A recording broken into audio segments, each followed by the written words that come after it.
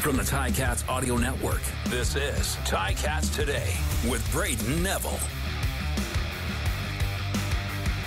Hello and welcome to another episode of Ticats Today on the Ticats Audio Network for this Friday, June the 30th, 2023. And joining me on today's show is defensive back and kick returner for the Hamilton Ticats, Lawrence Woods. Lawrence, thanks for joining me today, man. No problem. It's an honor. So, Lawrence, what have you been doing during the bye week with this week off, training-wise?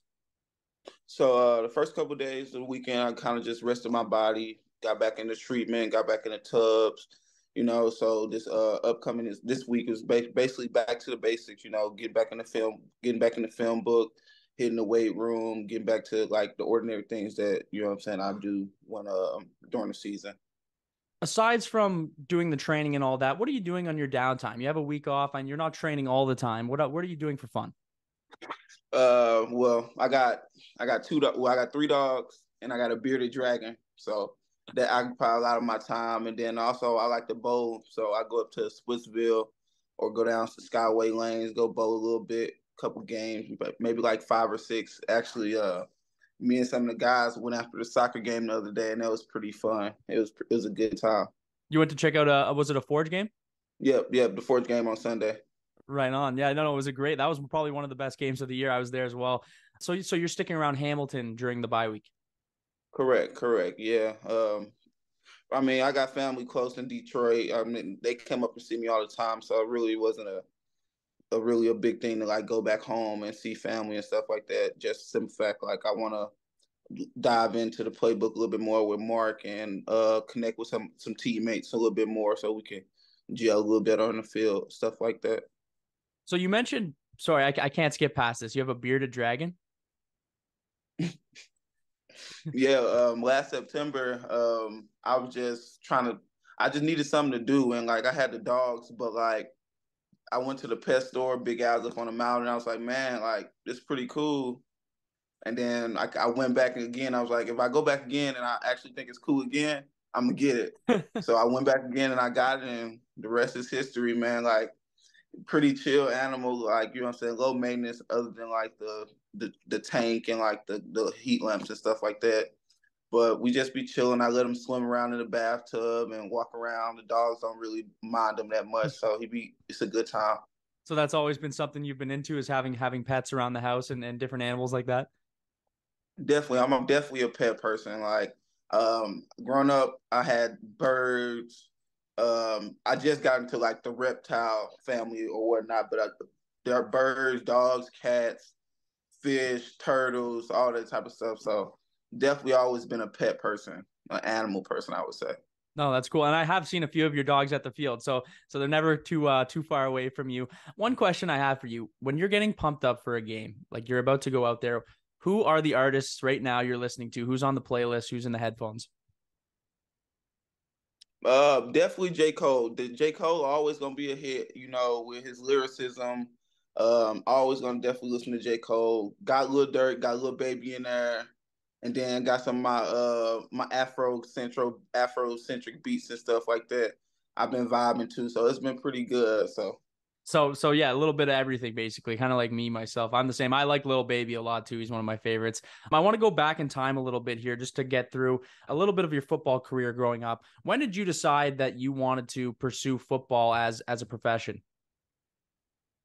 I feel like going into college, I played my freshman year, and I was like, oh, I'm kind of good, I've kind of felt like a big fish in a smaller pond, but I wasn't really at my full like limits, you know what I'm saying? Because it's like I was just starting. So then I came back and I was ineligible my sophomore year, and after that year I sat down and really had to think about like what am I going to do? You know what I'm saying? Am I just playing this right now just to like have fun and hang out with my teammates, or do I want to really like try and make this a career? So I really focused and locked in a year that I wasn't able to play, with my grades, with just like going to trainers. Like I think that was my first year actually like going to like a real trainer, type of thing. Because usually I just train myself, do other stuff that I didn't learn and picked up on throughout the years. And then I got All-American coming back And then I was like, man, this kind of like it's a possible thing that I could go play at the professional level, So I looked at it through there, and then I'm just like, okay. I start getting uh like agents calling me, and then a couple teams start reaching out, like, hey, are you coming out this year? Are you coming out next year? Like, what you gonna do? And I was like, man, like now it's kind of like sparking a little fire. Like, man, you really can do this. Like, you know what I'm saying? You got to lock in. So I say going like after my All American year, I feel like that was like the year that I felt like, well, like honestly, that whole year, like not even after my All American, like the whole year leading up to getting All American, I felt like I was just dominant in everything I did, and like a lot of people just respecting me from all different levels. So I feel like that whole year was like really like, okay, like you can make it to the professional level, and that's all she wrote from there. So you just locked in, that you just had that 1 year, and then just everything just kind of changed for you. The mindset switched. That was at Truman State, right? That's where you went to school. So you go from Correct. there. Yeah, that Truman State. You go from there, and at what point? I know you spent a little bit of time in the NFL.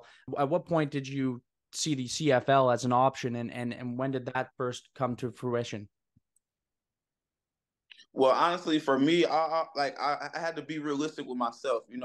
So I'm not really one of the guys where I'm gonna be like, oh yeah, I'm just gonna be the NFL. I'm gonna be the. I looked at all the options. You know what I'm saying? Mm-hmm. If I had to do NFL, CFL, IFL, or go overseas to like Germany or Europe or whatever, I looked at all the possible options because like those were options. Because coming from a little school with 6,000 kids, you really don't know if the NFL team gonna take that chance on you. Yeah. You know what I'm saying? And I had a couple like before the draft or whatnot. I had a couple CFL teams that hit me up, like Calgary and Edmonton. They hit me up, you know what I'm saying? But they just wanted like the basics of everything. And after had to run in with the Saints or whatnot, it was just like, okay, what now? What after I got released? I'm like, now it's like, now what? What you gonna do? You're gonna still keep working to get back to the level that you want to be on, but it's like, what you gonna do that's gonna keep leveling you up until then? Like, don't get me wrong, yeah, like working out by yourself and going to trainers and stuff, that's gonna get you where you want to go. But it's like, what's gonna get you in front of the eyes that you need to be in front of to get you to that level? So I looked at it, I said, okay, well, I see these. It was a couple different tryouts. You know what I'm saying? Yep. It was one. I went to Edmonton. They had one in Detroit. I drove from Missouri, so that's about like 7 hours. I drove up there, did that workout. Then a couple days later, I had flew to Vegas and did a workout for BC. And I mean, honestly, Edmonton, it was a good workout. Mm-hmm. But then I went to the BC workout, killed that workout, ran a 4.37, locked down pretty much every receiver they had, was in the top 1 DB, top, you know what I'm saying, all that. So that was good. Then I was like, well, I'm not gonna leave it to chance. If I'm already out here, I might as well go to the next one. So I flew to LA from Vegas, and I went to the Saskatchewan tryout camp in LA. Did the same thing. I had a good pro day. I mean, had a good runs, good jumps, locked down everybody there, and it was pretty good. So after that, I would just like tell my agent, like, I mean, they was telling my agent like, hey, like he's good, like we want him, but like nobody really put an offer on the table. It was all words, honestly. Mm-hmm. So maybe a couple days, probably a week or two go by. BC, Saskatchewan, or Edmonton never say nothing. And then one day, Spence called me. He called me. He's like, "Hey, this is Lawrence Woods." I'm like, "Yeah," you know what I'm saying. He's like, "Hey, I'm play personnel for Hamilton Ticats. Hey, we seen your video on YouTube, bro. You interested in coming out here and play for us?" I'm like, "For sure, yeah, like Yeah. definitely, I'm interested. Like, I've been sitting on my butt. Not sitting on my butt, but I've been working hard for this 6 months. I've been off from what I got released in August. I worked a little bit just to have some money in my pocket at one of my coaches' fundraising little stuff he got going on. Worked that from like August to December. Then from January to May, it was just literally nothing but training. And Zim called, and I'm like, okay, bet. Now I got something like I'm working to. and I'm not just like aimlessly working. You know what I'm saying? Yeah. So after they called me, I'm like, all right, bet. You know what I'm saying? He was like, all right, just get your passport, get all that stuff situated, and that was it. But it was funny because I had my passport, but it was still in the mail. But so they had the passport people had basically put the wrong address. Oh. So they shipped it to the wrong address, and it never got shipped to me. So I had to like run around and go to like different like post offices and go to like distribution centers because if I didn't catch it, so now I'm running around from distribution center to post office trying to beg and plead for my, you know what I'm saying, my passport, because if I don't get it, it's gonna get shipped back to Arizona. So I'm like, man, like, because usually they don't give out mail at distribution centers. You know what I'm saying? Yeah. It's just for like the mail carriers to get their stuff and go on about their way. So I'm sitting outside of the distribution center asking workers like, hey, can y'all please get y'all manager? Can y'all please get somebody? I need to talk to somebody, please, you know. And finally, the manager come out like, hey, what's up? We talked. She was like, all right, well, come back in 30 minutes. You know what I'm saying? I'll go look for it for you. If I can find it, I got you. But if I can't, I mean, it is what it is. It's already gone.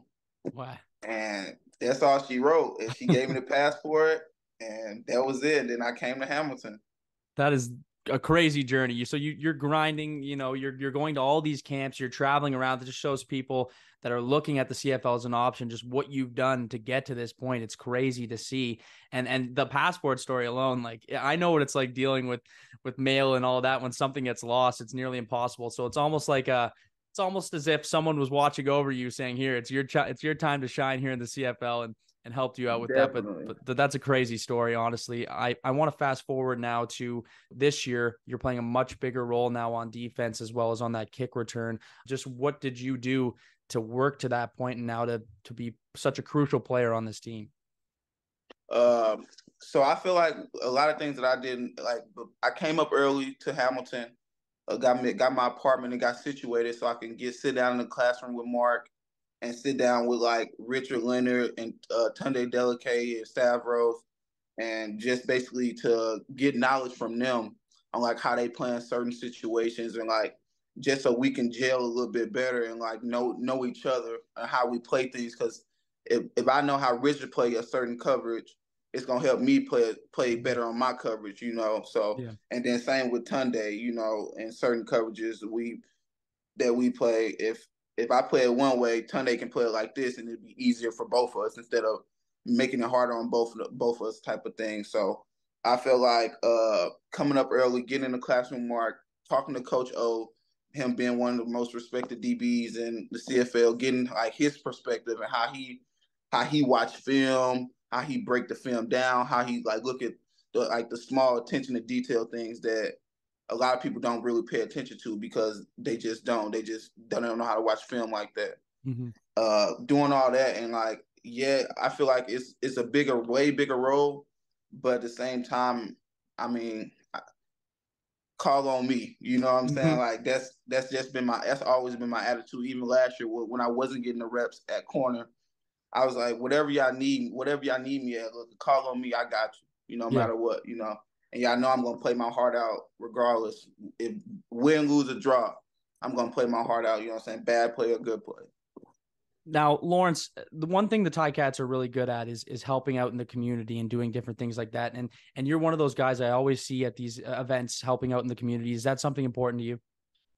No, that's something very important to me just because I didn't really have much a role model growing up or really many people coming back to the community, helping out and stuff like that. So when I get the chance, no matter if I'm stressed on time or if it's late, I still try to get the opportunity to the kids that don't be able to see it as often. And especially like in Canada, just on some fact with football, it's really not too much people giving back on that aspect. Just on some fact, it's not like football isn't really a huge thing, you know. Yeah. So I feel like it's my job outside of football to make sure I'm giving back to the community, letting them know like you can do this. Like we all come from the same, you know what I'm saying, bad story or bad times, and as long as you have a good mindset and a good attitude about things, you can overcome it. And it really just helps me, you know what I'm saying, keep that chip on my shoulder, you know what I'm saying, and not getting complacent with like where I'm at in life. Cause like I can look back through them and be like, man, like that was me 10 years ago. I was struggling to do this, or I could barely do that. I could barely do this, you know. So being able to go back into the community, it helps me, and it brings joy to my heart, you know what I'm saying? Because I'm a caring young man. Yeah. I like giving back. I just like doing stuff for people just because, you know, because you never know what they're going through, and you never like the little things that people do for you honestly matter the most and sometimes the biggest way. Well, Lawrence, I know a lot of young kids and a lot of people look up to you, and you're definitely an excellent role model to have, especially in the Hamilton area. So I know a lot of people appreciate that. I want to go now to a little bit more football talk. 0-3 to start the season, obviously not an ideal start. This bye week's kind of a good time to reset, recharge a bit. What does the team kind of need to do here to get back on track? Well, honestly, we need to do what we do. You know, we got to tackle. We got to punch it in the end zone. Just get back into the playbooks and do everything, attention to detail, bit by bit, and don't skip over anything, because I feel like the small things that we skipping over or that we a little lax with is what people taking advantage of. You know, so I feel like we just need to tackle more, take the ball away, finish on second downs. On the defensive perspective and special teams, we doing good on special teams. We're getting a little bit better. We're a little younger on special teams, but we getting there. I think we gelling a little bit better. We getting positive yards no matter returning back there. We need to score, and just I feel like it's certain. I think we got to take advantage of when the kicker or the punter put the ball out of place, you know. Mm-hmm. And I feel like that's one thing that we haven't been doing. We haven't been taking advantage of the opportunities that they've been giving us, how they've been taking the opportunities that we've been giving them. Well, thanks, Lawrence, and I have full faith this team's going to turn the ship around, and I really appreciate you joining me here today, man. It's always a pleasure talking to you. Yeah, always a pleasure, man. Hey, Lawrence Woods, we out.